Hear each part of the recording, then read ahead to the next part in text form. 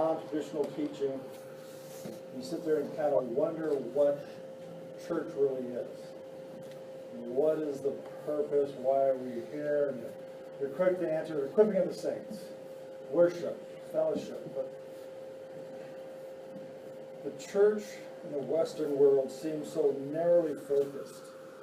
It's a laser beam. There's no application. There's no what's going on, how to use it in the world. We all know that if you ever see a giant, you grab 5 rocks and you throw at it. But how is that useful? What does that tell you? And what it really comes down to is culture. And you stop it and you go back through it. What is culture? In the very beginning, the book of Genesis, culture is taking the raw materials of nature and making it conform to a better system, a better idea. First culture is agriculture, is horticulture. But what is agriculture? You transform the world, you bring in water, you bring in irrigation, you throw fertilizer down, you make it a better place. Horticulture, same thing. You take a plant and you make it better.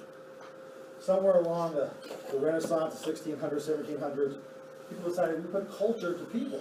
Why leave people untouched? Why leave them as rednecks, trailer trash? You sit there and go, well, and you look at how people have tried to prove themselves. Everything is culture in the world. There's only, what, eight notes of music? How do you arrange that culture to make a song, to make a story? Everything you read, all truth is what culture is getting to. You take in the raw existence of humanity, of our experiences, and you're putting it into order, in some kind of order.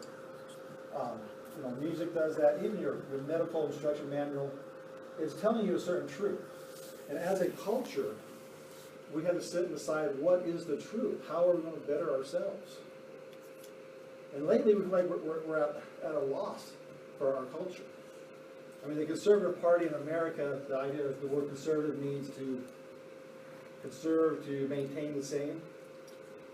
We can't even maintain the same use of the bathrooms in America. We don't know what bathroom to use. But we have a truth.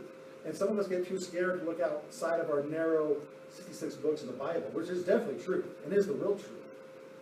But we have a culture in this country, in the world, of different, Samoans are different from Japanese, different from Americans, Texans are different from all of them.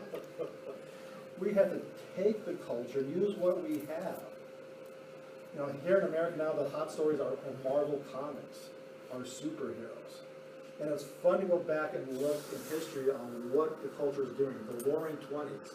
What were they doing in the Roaring Twenties? We got so much money, it doesn't matter anymore. You got the Great Depression. What's the culture of the Great Depression? All the Arlo Guthrie songs, that this land is mine, this land is your land. We just can't sit in our ivory towers and use our 66 books and be afraid. Because we got stuff in there, Phoenix, Leviathan, we read this morning. There's dragons, there's dinosaurs, unicorns, the things we don't understand in Job. There are cultures, there are mythologies. I mean, Christ is born on Christmas Day. Who shows up? The Magi from Persia, from Iran. Where are the Jews who knew the culture? How did we end up there? There is truth, and we have to take it and mold it and use what we can to spread our truth, which is the true truth, which is the gospel. Let us stand this morning.